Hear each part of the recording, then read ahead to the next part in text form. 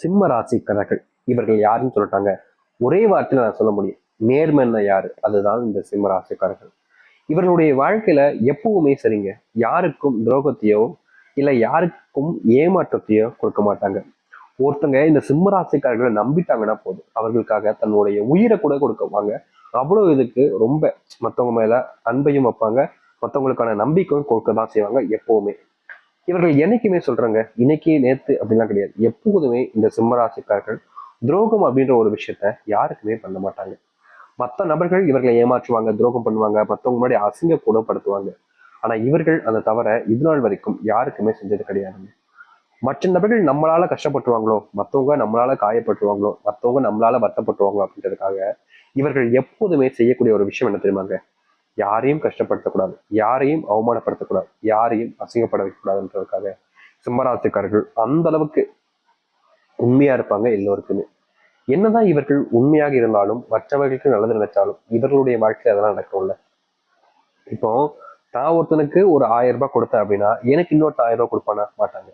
அப்படித்தான் இந்த சிம்மராசினுடைய வாழ்க்கையிலையும் இவர்கள் நல்லது நினைச்சாலும் நல்லதே செஞ்சாலும் மற்ற நபர்களிடமிருந்து இவர்களுக்கு கிடைப்பது ஏமாற்றம், துரோகங்கள், வெறுப்பு, கோபம், இது போன்ற விஷயங்கள் தான். என்னதான் மற்றவங்க இவங்க கிட்ட வந்து கோபத்தையோ வெறுப்பையோ இல்லை மற்ற விஷயங்களோ அதிகமாக காமிச்சாலும் கண்டிப்பா ஒரு நாள் என்னுடைய அன்பை அவங்க புரிஞ்சுப்பாங்க, கண்டிப்பா என்னுடைய பாசத்தை ஒரு நாள் புரிஞ்சுப்பாங்க அப்படின்னு ரொம்ப நம்புவாங்க இந்த சிம்மராசிக்காரர்கள். இந்த சிம்மராசினுடைய வாழ்க்கையில எப்போதுமே பார்த்தீங்கன்னா நடக்கக்கூடியது கெட்டதுதாங்க. முக்கியமா இவர்கள் ஒரு வேலைக்கு போயிருக்காங்க, ஒரு வேலை விஷயமா போறாங்க. முதல்ல அங்க வேலை விஷயமா போகும்போதே அலைச்சல் ஆயிடும், பயங்கரமா தேடி அலைய வேண்டியது இருக்கும். எங்க போகணும் என்ன செய்யணும்னு தெரியாம ரொம்ப குழம்பி போயிடுவாங்க. சரி, கடைசியில் எப்படியோ இந்த இடத்துக்கு தான் வேலைக்கு வந்திருக்கோம் அப்படின்னு கண்டுபிடிச்சு போயிடுவாங்க. அங்க வேலைக்கு பண்ணிட்டோம் அப்படின்னு கண்டுபிடிக்க போன இடத்துல சில வாக்குவாதங்கள் ஏற்படும். அங்க இருக்கக்கூடிய நபர்கள் எனக்கு பணம் கொடுத்தாதான்ப்பா நல்லா செய்வேன், இல்லை செய்ய மாட்டேன் அப்படின்ற மாதிரி திமிரா பேசுவாங்க. இவர்களுக்கு புரியாது, ஏன்னா இது இந்த வேலைக்கு பணம் வேற கேட்கிறாங்களே அப்படின்ற ஒரு வெறுப்பு. பணத்தை கொடுத்து நான் எப்படி இந்த ஒரு வேலையை முடிக்க முடியுன்ற ஒரு கோபமும் இருக்கும். என்னடா செய்யலாம் அப்படின்னு பார்க்கும்போது அங்க இருக்கக்கூடிய நபர்கள்ட்ட உதவிகளான்னு கேட்பாங்க. எல்லோருமே ஒரு மாதிரி கேவலமா பார்ப்பாங்க, சிரிப்பாங்க சில நபர்கள்லாம் அப்படின்ற மாதிரி. இவங்களுக்கு கோபம் வரும், ஏன்னா இது ஒரு ஒரு வேலையா வந்திருக்கோம், ஒண்ணு செய்வேன் அப்படின்னு சொல்லணும், இல்ல முடியாதுன்னு சொல்லலாம், அதுக்கு என்னடா காசு கேட்குறீங்களாடா அப்படின்ற மாதிரி கோபம் வரும். எனக்கு நீங்க செய்யவே வேணாம் தம்பி, என்னால எப்படி முடியுமோ அப்படி செஞ்சுப்பேன் அப்படின்ற மாதிரி அங்கிருந்து வந்துருவாங்க. இப்படித்தாங்க இவர்களுடைய வாழ்க்கையில எதற்காக இவர்கள் போறாங்களோ அந்த ஒரு விஷயம் நடக்காது. வேற ஏதோ விஷயங்கள், ஏதாச்சும் விஷயங்கள்னால இவர்கள் அங்கிருந்து முடிக்க முடியாத அளவுக்கு கிளம்பக்கூடிய நிலைமைக்கு தான் தள்ளப்படுறாங்க. இது வேலைன்னு இல்லை, எந்த ஒரு முக்கியமான ஒரு விஷயமா போனாலும் இவர்களுக்கு இப்படித்தான் நடக்கு. யதார்த்தமா சொல்ல போனா சிம்மராசனுடைய வாழ்க்கையில நிம்மதி இல்லைன்றதாங்க உண்மை, சந்தோஷம் இல்லைன்றதுதான் உண்மை. கஷ்டம் மட்டும்தான் இவருடைய வாழ்க்கையில இருக்கு இன்னைக்கு வரைக்கும். வழிகள் நிறைந்த ஒரு வாழ்க்கையை தான் சாமி நான் வாழ்றேன். என் மனசை நீங்க ஒரு நிமிஷம் தொட்டு பார்த்தா கூட போதும், என் வழி உங்களை தொத்திக்கும், உங்களுக்கு கண்ணீர் வந்துடும் சாமி அப்படின்னு சொல்லுவாங்க இந்த சிம்மராசிக்காரர்கள். ஏன்னா உங்களுடைய வாழ்க்கையில நீங்க படாத கஷ்டமே கிடையாதுங்க. எந்த ஒரு விஷயத்த எடுத்தாலும் சரிங்க, சண்டை சச்சரவுன்ற மாதிரி தான் வாழ்க்கை இருக்கு. இப்படிப்பட்ட வாழ்க்கை மாறாதான்னு இவர்கள் கடவுளை பார்த்து வேண்டாத நாட்களே கிடையாதுன்னு தான் சொல்லணும். தினமும் வேண்டிப்பாங்க கடவுள்கிட்ட போய், சாமி இப்படியாச்சும் என் வாழ்க்கையை மாத்துருங்க சாமி அப்படின்னு. என்ன வேணாலும் இவங்களுக்கு தீர்வும் கிடைச்சது கிடையாது, மாற்றமும் ஏற்படுவது கிடையாது இன்னைக்கு வரைக்கும். இப்படிப்பட்ட துன்பப்பட்ட வாழ்க்கையில வாழ்ந்த இவர்கள் கூட முழுவதுமான தீர்வும் மாற்றங்களும் கிடைக்கக்கூடிய காலங்கள் என்பது வந்துருச்சு. இதனால வரைக்கும் இந்த சிம்மராசிக்காரர்கள் எதெல்லாம் பார்த்து கஷ்டப்பட்டு கவலைப்பட்டு கண்ணீர் விட்டாங்களோ அது அனைத்திற்குமான தீர்வு கிடைக்கக்கூடிய காலங்களாக இருக்கும். முற்றிலுமான மாற்றம் என்பது நடக்கப் போகுது. சரி, இந்த சிம்மராசினுடைய வாழ்க்கையில நடக்க போகுது, எப்படிப்பட்ட வாழ்க்கை என்பதை பற்றி தெளிவாக பார்ப்போம். அதற்கு முன் மறக்காம சேனலை சப்ஸ்கிரைப் பண்ணிக்கணும், சரிங்களா? சரி, சிம்ம ராசினுடைய வாழ்க்கையில முதலாவது விஷயமே இவருடைய குடும்பத்தார்கள் இவர்களை புரிஞ்சுக்காம இருப்பாங்க. எப்படி சொல்லலாம்னா, இவங்க ஒரு விஷயத்த பண்றாங்கன்னு வச்சுக்கோங்க, ஒரு விஷயத்த பேசுறாங்கன்னு வச்சுக்கோங்க. நான் நான் காலேஜ் படிக்க போறேன் அப்படின்னு சொல்றாங்க வீட்டுல, இல்ல நான் இந்த இடத்துக்கு வேலைக்கு போறேன்னு சொல்றாங்க, இல்ல எனக்கு இந்த ஒரு பையனை பிடிச்சிருக்கு, இந்த ஒரு பொண்ணை பிடிச்சிருக்கு அப்படின்னு சொல்றாங்க, இல்ல வேற ஏதாச்சும் ஒரு காரணங்கள் வச்சு ஏதோ ஒரு விஷயத்த சொல்றாங்க குடும்பத்துல போயிட்டு இந்த சிம்மராசிக்காரர். அப்படி சொல்லும் போது அங்க இருக்கக்கூடிய நபர்கள் அப்படியே பார்ப்பாங்க, பார்த்துட்டு வேண்டாம் இது சரியா இருக்காது உனக்கு, நாங்க சொல்றோம் அதை பண்ணு அப்படின்ற மாதிரி இவர்கள் எதை செய்யணும்னு நினைச்சு முடிவு பண்ணி அதை செய்யலாம்னு நினைக்கிறாங்களோ அதை செய்யவே விட மாட்டாங்க. இவர்கள் எந்த ஒரு விஷயத்த செய்யலாம்னு தைரியமா எடுத்து வைக்கிறாங்களோ அதை செய்யவே விட மாட்டாங்க. எதை செய்ய போனாலும் சரி, வேண்டாமே விட்டுறலாமே அப்படின்ற மாதிரி தடுக்கிறதே ஒரு வினையா வச்சிருப்பாங்க. இவர்களுடைய வாழ்க்கையில இந்திய நாள் வரைக்குமே இந்த சிம்மராசிக்காரர்கள் எந்த ஒரு விஷயத்த பண்ணாலும் சரிங்க, எப்போது பார்த்தாலும் சரிங்க, இவர்கள் செய்யக்கூடிய விஷயத்த யாராவது ஒருத்தங்க வந்து தடுத்துக்கிட்டே இருப்பாங்க. இவர்கள் நல்லது நடக்கணும்னு செய்யக்கூடிய விஷயங்களை கூட பல நபர்கள் நல்லதே உங்களுக்கு நடக்கக்கூடாதுன்ற மாதிரி தடுப்பாங்க. இவர்களுக்கு கோபம் வரும், என்ன இது நம்ம நல்லதுக்காக தானே இதை பண்ணோம் அப்படின்னு ஏன் அவங்க புரிஞ்சுக்க மாட்டாங்க, ஏன் இப்படி பேசுறாங்க அப்படின்ற மாதிரி கோபம் வரும். ஆனா வேற வழி இல்லையே அப்படின்ற அளவுக்கு இவருடைய மனசை தேத்திப்பாங்க. அதாவது நம்மளால நம்ம சொன்ன விஷயத்த, நம்ம சின்ன நினைச்ச விஷயத்த செய்ய முடியாம போச்சு, அவங்க இப்படிதான் செய்ய சொல்றாங்களே, இதைதான் செஞ்சு போகணும் அப்படின்ற மாதிரி மனசுக்குள்ள வருத்தத்தை வச்சுக்கிட்டு மற்றவங்க முன்னாடி சிரிச்ச முகமா சரி நான் எதை செய்வேன் அப்படின்னு சொல்லிட்டு போயிடுவாங்க. நிலவுக்கு இதற்கு தீர்வு கிடைக்கல. ஆனா இனி வரக்கூடிய காலங்கள்ல உங்களுடைய மனசை புரிஞ்சுப்பாங்க. உங்களை பல நபர்கள் முன்பு இழிவாக பேசியிருப்பாங்க, ஒரு சில விஷயங்களை சொல்லி கவலையும் படுத்தியிருப்பாங்க, கஷ்டமும் கொடுத்திருப்பாங்க. அதற்கு தீர்வு கிடைக்கக்கூடிய விதமாக இனி வரக்கூடிய காலங்கள்ல உங்களுக்கு அமைய ஆரம்பிக்கும். நீங்க செஞ்சிருக்கக்கூடிய பல விஷயங்கள்ல உங்களுடைய வாழ்க்கையில சந்தோஷம் என்பது உங்களுக்கு இதுநாள் வரைக்கும் கிடைச்சதில்லை என்றுதான் யதார்த்தமான உண்மை. அது அனைத்திற்குமான தீர்வுகள் உங்களுடைய வாழ்க்கையில கிடைக்க ஆரம்பிக்கும். அது மட்டும் இல்லைங்க, இந்த சிம்மராசனுடைய வாழ்க்கையில் இருக்கக்கூடிய மிகப்பெரிய ஒரு பிரச்சனை இந்த கடன் பிரச்சனை கூட வச்சுக்கலாங்க. இவர்கள் கடன் பிரச்சனையால வீட்டு விட்டு கூட வெளியே போக முடியாத அளவுக்கு நிலைமை ஏற்பட்டிருக்கு. கடன் அப்படின்ற ஒரு சுமை தான், ஆனா அதை பல நாட்கள் முதுகுல சுமக்கக்கூடிய ஒரு நபராக இருக்கிறாங்கன்னா அது இந்த சிம்மராசிக்காரர்கள் தான். சிம்மராசினுடைய வாழ்க்கையில இந்த கடன் பிரச்சனையால இவங்க தினமும் அழுதுகிட்டு இருக்காங்கன்னு தாங்க சொல்லணும். யதார்த்தமான ஒரு உண்மைன்னா அதுதான்.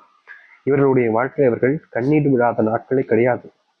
ஏன்னா தினமும் அழுகுறாங்க. கடன் பிரச்சனை அவங்க மேல ரொம்ப பெரிய ஒரு சுமையா அமைஞ்சிருச்சு.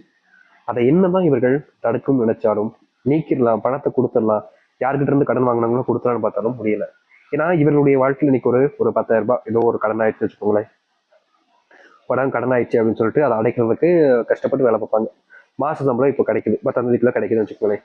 சரி அதை கடன் அடைச்சலான்னு போய் கொடுக்கலான்னு போவாங்க.